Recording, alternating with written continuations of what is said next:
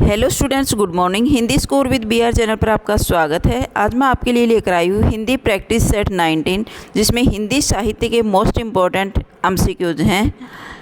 तो चलिए शुरू करते हैं।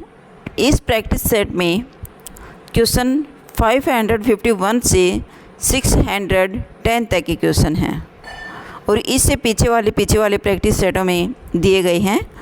तो क्वेश्चन नंबर 1 है, मांझी ने बजाओ बंसी कविता के रचयिता कौन है?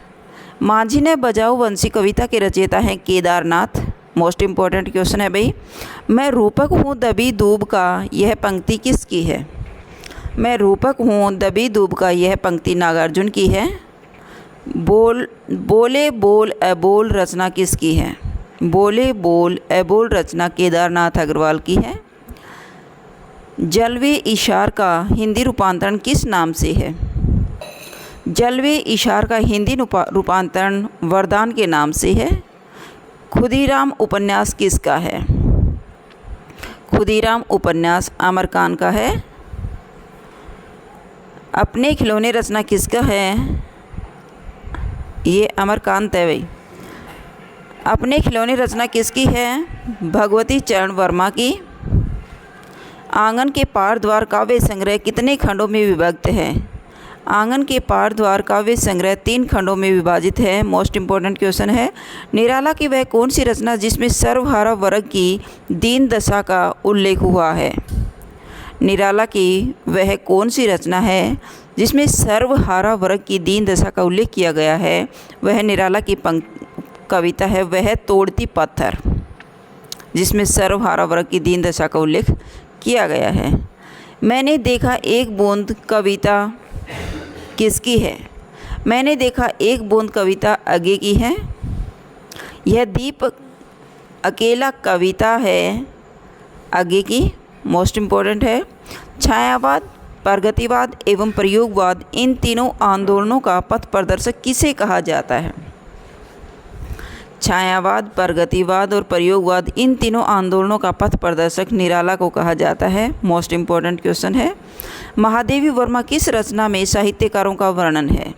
महादेवी वर्मा का किस रचना में साहित्यकारों का वर्णन है? किस रचना में साहित्यकारों का वर्णन किया गया है? वो पथ के साथ ही।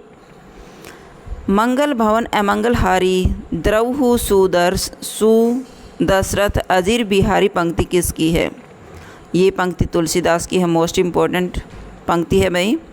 नारी मुक्ति का प्रबल समर्थन कवि कौन है? नारी मुक्ति के प्रबल समर्थक कवि हैं सुमित्रा नंदन पंत। साथ सहा गया दुख रचना किसकी है? तो साथ सहा गया दुख है नरेंद्र कोहली का। पश्चिम में प्रयोगवाद आंदोलन, पश्चिम में प्रयोगवाद आंदोलन न्यू किसका है? T.S. इलियट का है।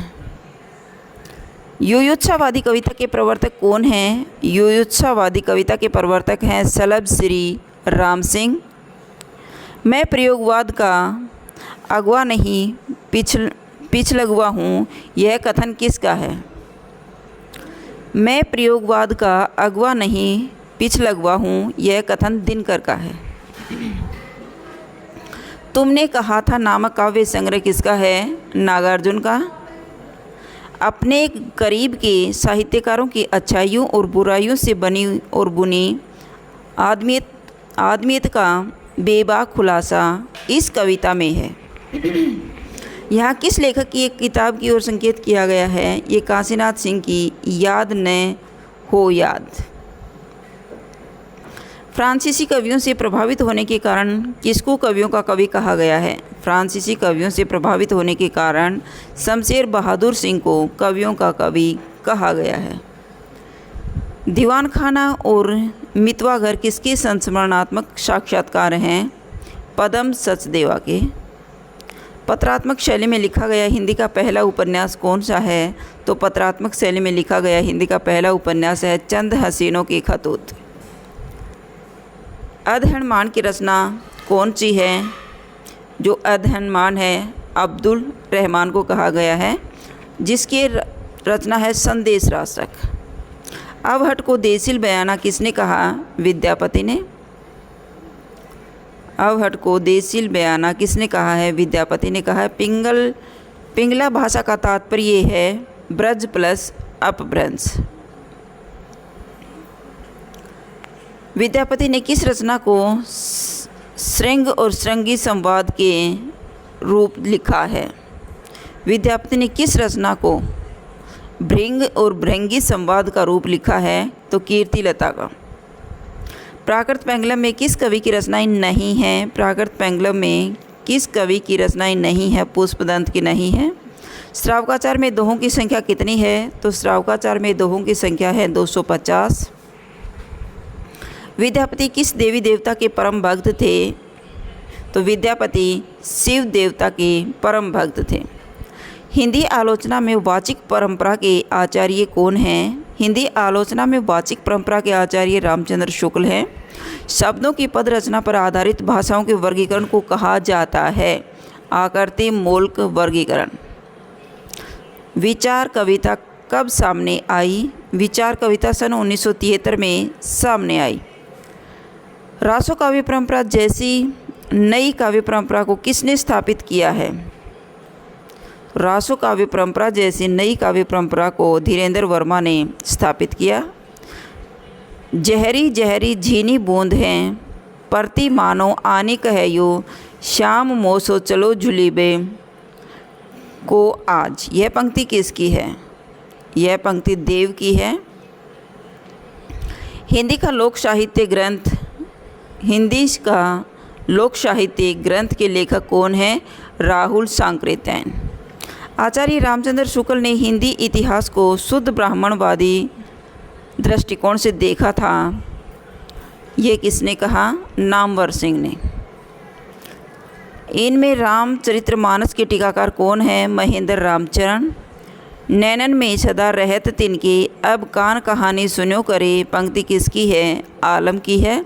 सुरती व नृत्य शब्द किसने प्राप्त हुए हैं? सुरती व नृत्य शब्द बौद्ध सिद्धों से प्राप्त हुए हैं।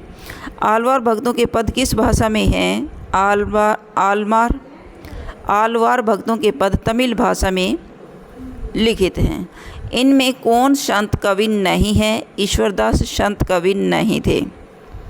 आलवार भक्त मूलतः किसको कहा जाता है? आलवार भक्त वैष्णवों को कहा जाता है। बीसलदेव रासो का काव्य रूप क्या है? गे मुक्त काव्य, यानी बीसलदेव रासो को गाया जा सकता है। नानक का जन्म कब हुआ था? सन 1469 में। कालिदास की कितनी रचनाएं मानी जाती हैं? तो कालिदास की 7 रचनाएं मानी जाती हैं। इनमें से प्राकृत पेंगलम किस कवि की रचना है? प्राकृत पेंगलम लक्ष्मीधर की है। पृथ्वीराज रासो को सर्वदा अप्रामाणिक मानने वाले विद्वान कौन थे? अप्रामाणिक मानने वाले थे आचार्य रामचंद्र शुक्ल। विद्यापति के अतिरिक्त मैथिली भाषा का एक अन्य कवि कौन है? उमापति। हिंदी रास परंपरा की प्रथम ऐतिहासिक रचना कौन सी है? पंच पांडव चरित्र रास। संध्या भाषा नाम का प्रयोग करता कौन है? मुनिदत्त। हिंदी मुक्त काव्य परंपरा का सबसे प्रिय छंद जो आदिकालीन साहित्य की देन माना जाता है वह है दोहा। प्राकृत प्रकाश के रचनाकार कौन हैं? प्राकृत प्रकाश के रचनाकार हैं वररुचि। तुलसी नाटक के रचयिता कौन हैं? तुलसी नाटक के रचयिता हैं जगन्नाथ प्रसाद चतुर्वेदी। महाभारत के किस शीर्षक में विष्णु के 6 अवतारों का वर्णन किया गया है? तो महाभारत के अनुगीता शीर्षक में विष्णु के 6 अवतारों का वर्णन किया गया है। राम की भावना किस पुराण में मानी गई है? तो राम की भावना वायु पुराण में मानी गई है। तुलसीदास की अलौकिक घटनाओं का चित्रण हुआ है गोसाई चरित्र में। 7वें आलवार भक्त का नाम जो राम के अनन्य भक्त थे वह थे कुलशेखर। किस ग्रंथ को पद्मावत की छाया कहा है? चित्रावली को पद्मावत की छाया कहा जाता है। मोस्ट इम्पोर्टेंट क्वेश्चन है। नेक्स्ट है जन्म मुक्ति मही जानी, ज्ञान खान अधहानी कर, जहाँ बसे शुभ भवानी सो, काशी से एक्स ने किष्किंधा कांड के मंगल चरण में तुलसीदास ने किसका वर्णन किया है? तो इसमें किष्किंधा कांड के मंगल चरण में तुलसीदास ने काशी का वर्णन किया है। ये आपके थे 610 तक के क्वेश्चन। अगर आपको मेरी वीडियो अच्छी लगी हो तो प्लीज़ लाइक कीजिए, शेयर कीजिए और सब्सक्राइब करना न भूलें। फिर मिलते हैं नेक्स्ट वीडियो में। Bye bye.